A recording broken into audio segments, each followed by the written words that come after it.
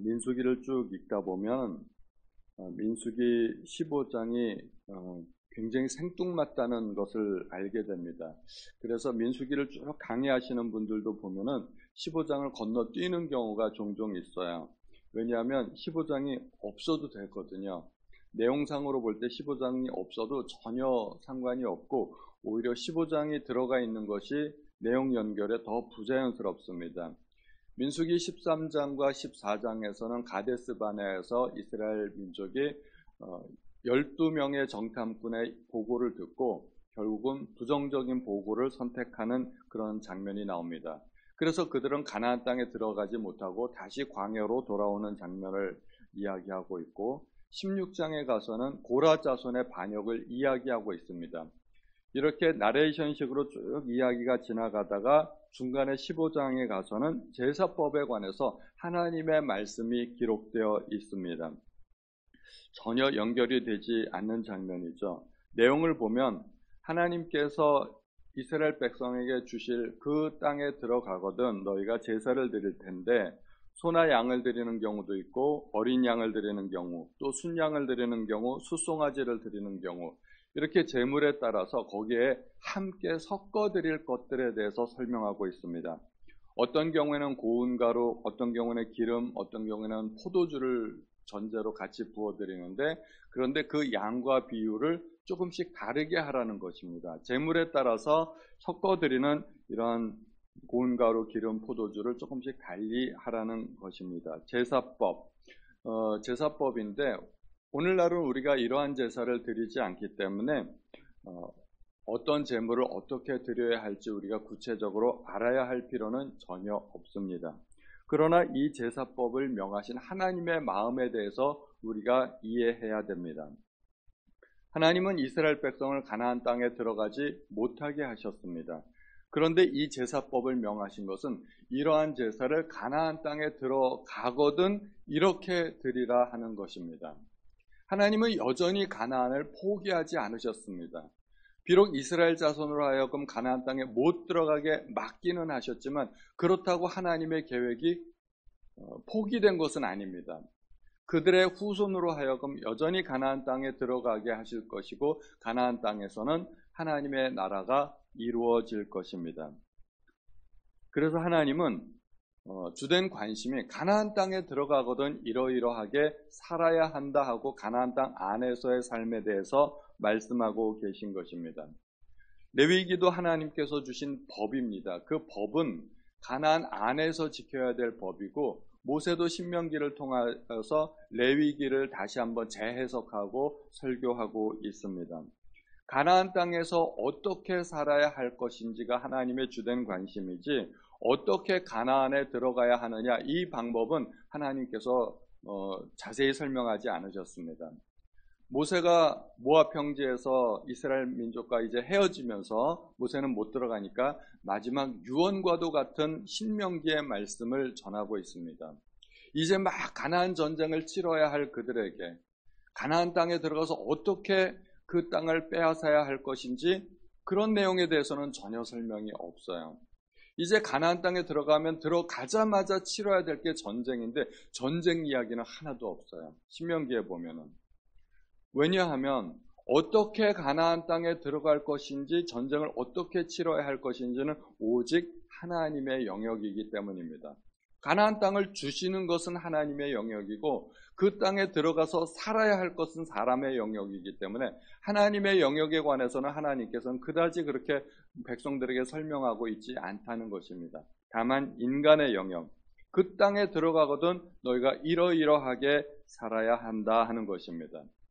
그래서 모세도 어떻게 가나안에 들어갈 것인지에 관해서 병법이라든가 전략이라든가 무기라든가 이런 얘기를 전혀 설명하고 있지 않다는 것입니다. 그런데 우리의 관심은 주로 어떻게가 관심이 참 많아요. 노하우에 대해서 관심이 많다는 것이죠. 어떻게 하면 좋은 대학에 갈 수 있는지, 어떻게 하면 좋은 직장을 얻을 수 있는지, 어떻게 하면 돈을 많이 벌 수 있고 어떻게 하면 부자가 되고 어떻게 하면 성공할 수 있는지 우리의 관심은 다 어떻게입니다. 그런데 하나님의 관심은 그렇지 않죠. 너희가 가나안 땅에 들어가면 너희가 하나님의 자녀가 되면, 너희가 성공하고 너희가 부자가 되면 어떻게 살아야 할 것인가. 하나님은 우리의 삶에 관심이 많다는 것입니다. 가나안이 만약에 천국을 상징한다면 우리가 천국 백성 되는 것이 중요한 것이 아니라 천국 백성으로서 우리가 어떻게 살아야 할지가 더 중요하다는 것입니다. 빛과 소금으로서 세상 가운데 어떻게 살아야 되는지 주님은 그러한 말씀을 더 많이 우리에게 알려주셨습니다. 성경을 읽다 보면 신약 성경에서도 우리가 어떻게 구원 얻는가, 그것에 관해서는 생각보다 내용이 많지 않아요.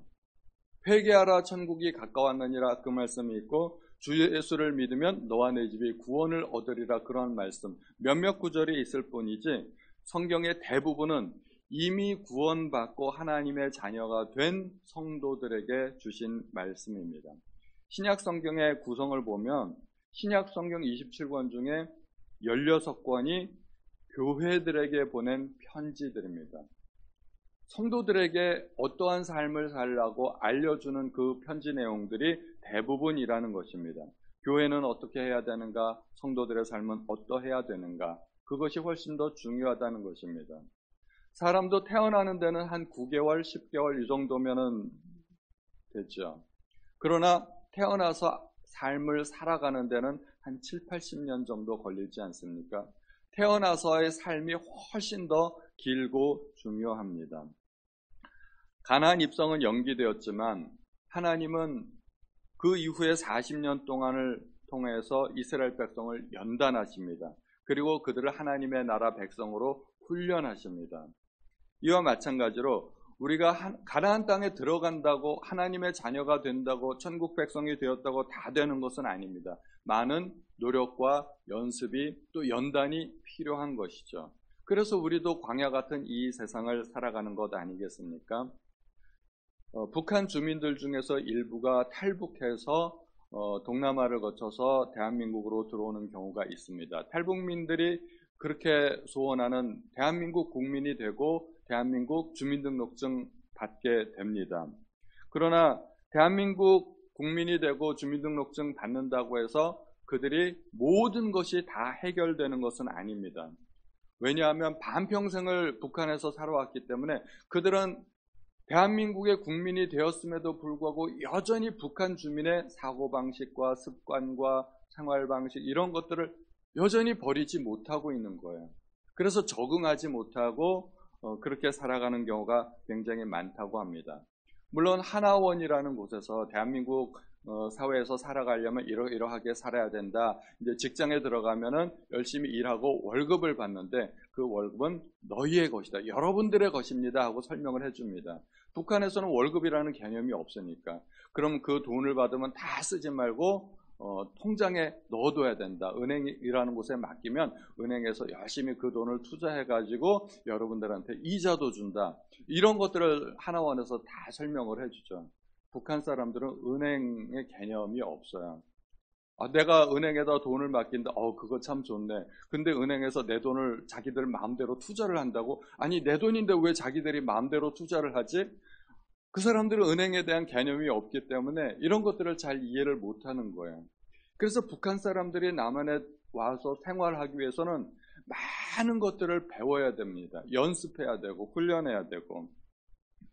우리도 하나님의 백성이 되었지만, 하나님의 자녀가 되었지만 하나님의 자녀답게 살기 위해서는 많은 훈련과 연습이 필요합니다. 저절로 되는 것이 아닙니다. 구약에서 하나님의 백성으로서 살아가기 위해서 어떠한 것들을 설명하고 있는지를 우리가 한번 보면 좋습니다. 모세가 설명한 모세 오경에서 보면은 우리가 별로 좋아하지 않는 내용들, 그게 성막 그리고 제사, 이런 부분 아니겠습니까? 모세오경에 보면 놀랍게도 그런 부분이 굉장히 많이 반복해서 나타납니다. 어떤 분이 조사했는데 구약에서 나타난 성막과 제사에 관련된 부분이 50장이라고 합니다. 창세기가 50장인데 구약에서 전체 50장 분량이 그 성막과 제사에 관련된, 우리는 그 부분 읽다 보면 막 대충 지나치고 대충 읽고 치수 나오고 무슨 제사가 어떻고 그러면은 참 이해도 잘 안 되고 머릿속에 그려지지도 않고 지루한 내용인데, 하나님은 굉장히 중요하게 생각하고 있다는 것입니다. 성막과 제사는 신약식으로 이해하자 그러면은 그것이 교회와 예배입니다. 우리는 교회 중심으로 예배 중심으로 우리의 삶을 그렇게 살아야 된다는 것입니다. 그러므로 우리는 오늘 본문을 통해서 하나님께서 관심을 가지는 부분이 어떠한 부분인가 하는 것을 이해할 수 있어야 할 것입니다.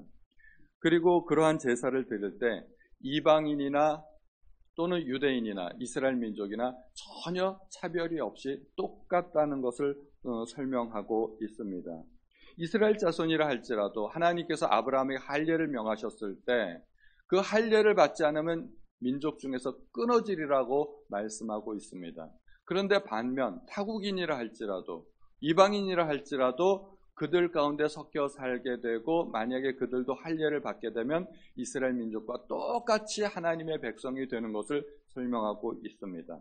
안식일도 마찬가지입니다. 이스라엘 민족이 얼마나 안식일을 소중하게 여겼습니까? 그래서 민수기에도 실제로 그런 사건이 나오는데 이스라엘 민족이라 할지라도 안식일을 지키지 않으면 그 민족 중에서 끊어지게 될 것입니다. 그러나 타국인이라 할지라도 섞여 살게 되고 하나님의 백성이 되려면 안식일을 지키면 되었습니다. 이것이 신약으로 넘어오게 되면 복음에는 차별이 없다 하는 것입니다. 곧 주 예수 그리스도를 믿음으로 말미암아 모든 믿는 자에게 미치는 하나님의 의인이 차별이 없느니라. 하나님은 이스라엘 민족을 선택하기는 하셨지만 그러나 차별을 두시지는 않으셨습니다. 온 천하 만민이 하나님의 백성인 것입니다.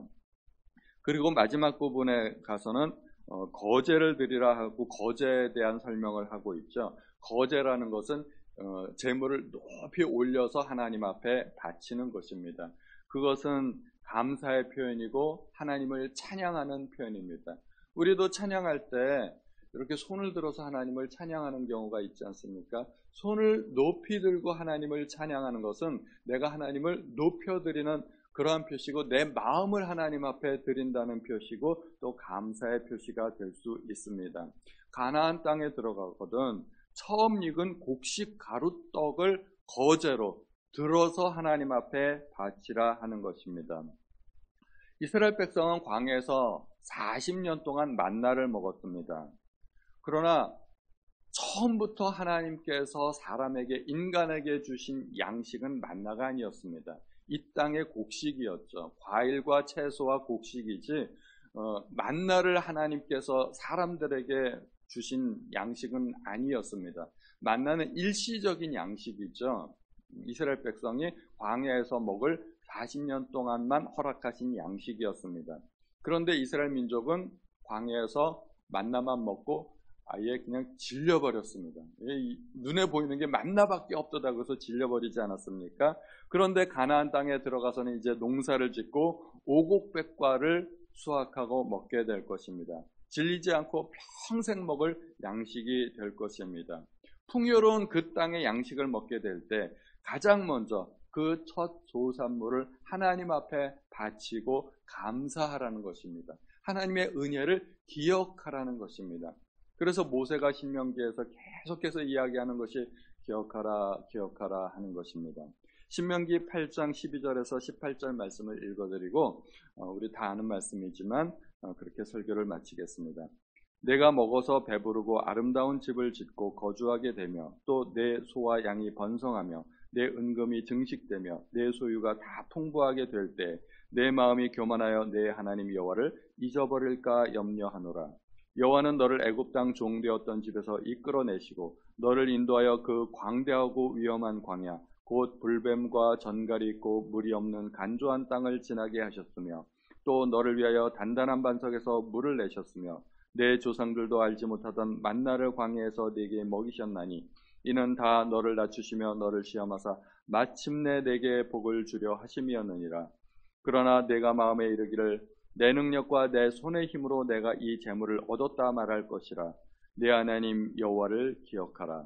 그가 내게 재물 얻을 능력을 주셨습니다. 이같이 하심은 내 조상들에게 맹세하신 언약을 오늘과 같이 이루려 하심이니라.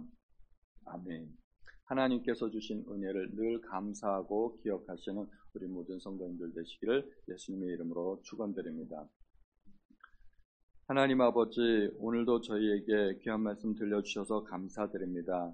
저희가 말씀을 읽을 때마다 깨닫게 하시고 하나님의 마음을 알게 하여 주옵소서. 하나님께서 저희에게 원하시는 것이 무엇인지 늘 깨닫고 그 말씀대로 행하는 저희 모든 성도님들의 삶이 될 수 있도록 도와주시기 원합니다. 모든 말씀 우리 주 예수님의 이름으로 기도하였습니다. 아멘.